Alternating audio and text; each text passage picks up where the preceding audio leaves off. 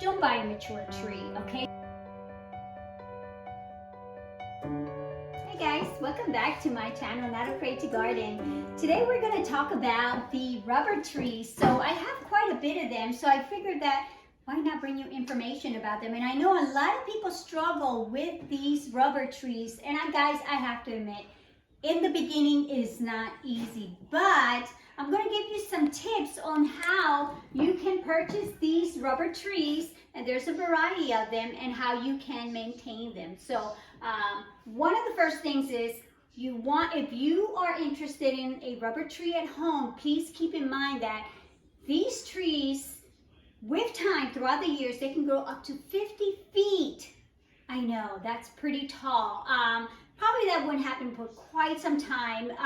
They probably need, definitely maybe spend some time outside and all that stuff by the time they reach that height. But if you are not ready to have a large tree in your house, you may not want to have these. But again, they grow that big. Just to keep that in mind, okay? And so these rubber trees, another tip also to keep in mind is that the best way in order for you to start with these trees is don't buy a mature tree, okay? So bring one home. I would probably suggest one of these sizes. And there's a variety here. So that way, because what's happening is, when you're buying the large rubber tree, these trees are already adapted to an environment. So when you bring it home, it's already been adapted to somewhere else, rather than you bringing a smaller tree, one of these rubber trees, bring it home, and as it's growing, it's adapting to your space. So that's why mine are smaller.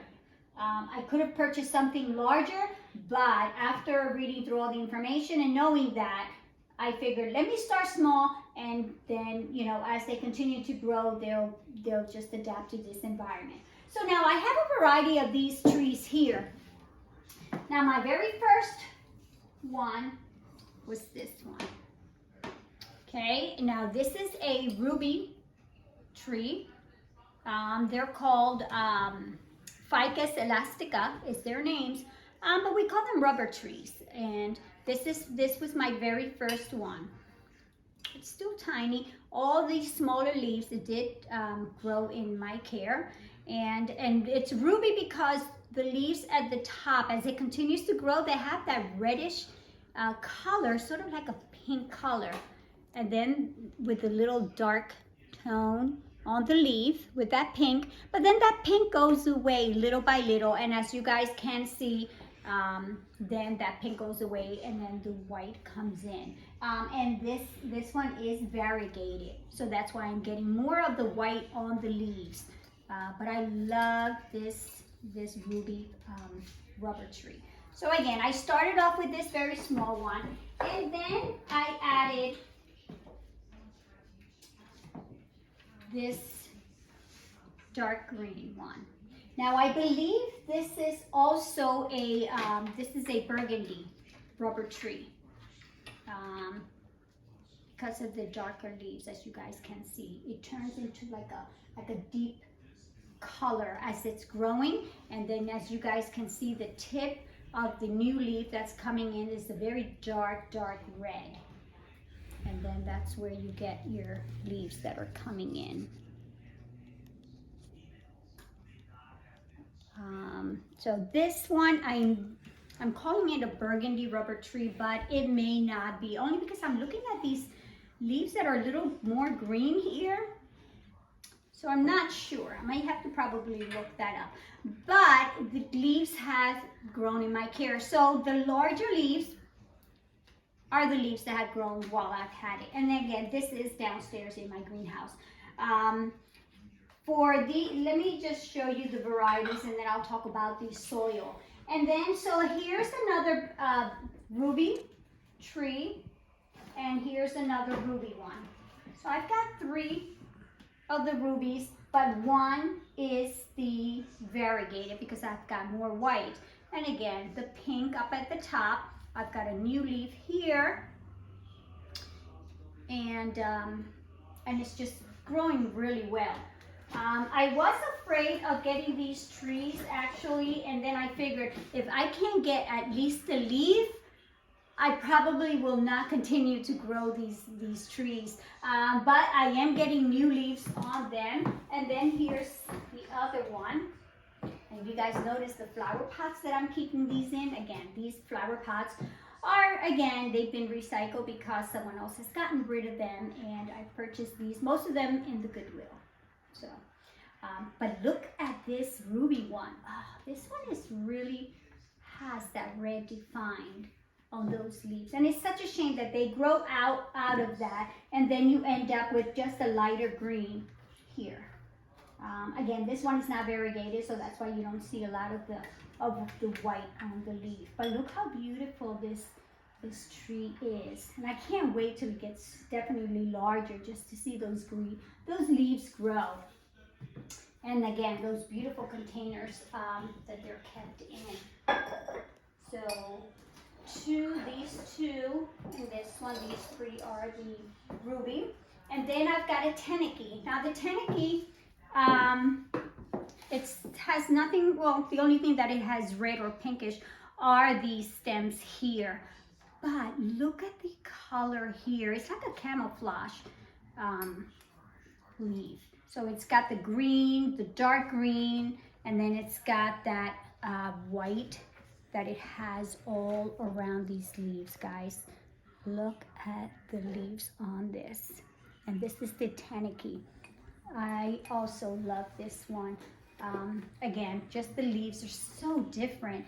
And again, it's going to be shooting up a new leaf on there. In the glass container also. And then I have my large rubber tree here. And this one I've had a couple of months, and this is the new leaf that it grew in. So I know that they're doing really well because I am getting new leaves on them. And this one is kept in a larger, like a metal frame container here.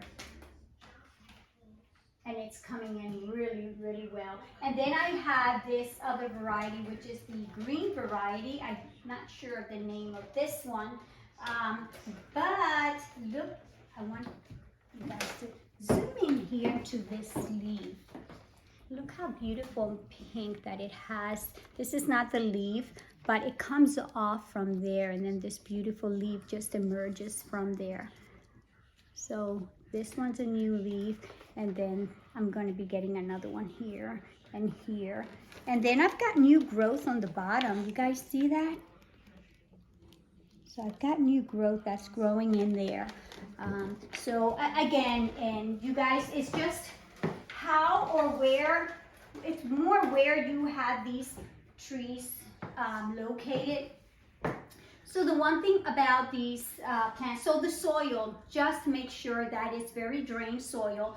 And in the winter, that is their dormant season. So you're only watering them once or twice a month. That is it. Any more watering than that, you're going to end up with yellow leaves, brown leaves, and they're going to start to fall off. Okay, so winter, cut down the watering. In the summer, which is their growing season, they do need the water once a week, and just make sure that it is draining enough and it's not sitting there. So that's definitely important to remember. The type of light that they need, they like a lot of light, but if you place them anywhere, like near a window, just make sure that you have a curtain or something that is going to filter that light. No direct light, because it will burn their leaves. But they do like a lot of light. So my friend Andrea, actually from work, gave me a couple of pieces of her rubber plant at home. And then what I'm going to do is, I have a flower pot here already with very well drained soil, and I have perlite. I am going to add some of that perlite, only because the perlite keeps that soil nice and a little bit on the drier side. And then, and again, we are in March, So I am going to plant these. I'm also going to use a hormone powder that I have just to speed up that process. All right, so all she did was she cut some of the healthy stems that she has. She has a large rubber tree at home, so she just cut them off. And then what I'm going to do is I'm going to take this hormone powder and I'm going to dip that in there, okay, in this powder. And then all I'm going to do is I'm going to place it in my flower pot in here. And of course, I got that white sap on my hand. I mean, wash that off. Just make sure that you don't get that white sap, guys. Let me show you what that is. And this could be, you could end up being, you know, allergic to that or some type of rash. So you should be working with gloves, of course, but I don't have the gloves. So I am going to just, again, continue to dip them in there, place it in, and then I'm going to water it. I'm going to actually take off the leaf on the bottom. I don't need that leaf on the bottom. Again, it may leak that sap. Just, if you're quick, you can place it right in there. And here I have, again, and then I'm just going to water it just a little bit, just enough to water those roots. And then I'm going to place it, I will have it in the greenhouse because it has a lot of the light, and place it there, and within a couple of weeks I will check on it and I should have roots growing on there. So that's how easy they are, guys, just to be able to grow these plants in your house. And again, if you want to be able to have a variety of them, there are quite a few others. I know there's other types of the rubber trees out there that I'm definitely interested in putting into my collection. So you guys, so thank you for stopping by. Thank you for checking out my channel. If you guys just tuned in for the very first time, this is all about plants and indoor plants, outdoor plants, and little projects that I do related to plants. So don't forget to subscribe and check me out on Instagram, where I post pictures of everything that goes on throughout the week with my plants. So thank you again for checking me out, and I'll catch you guys on the next video.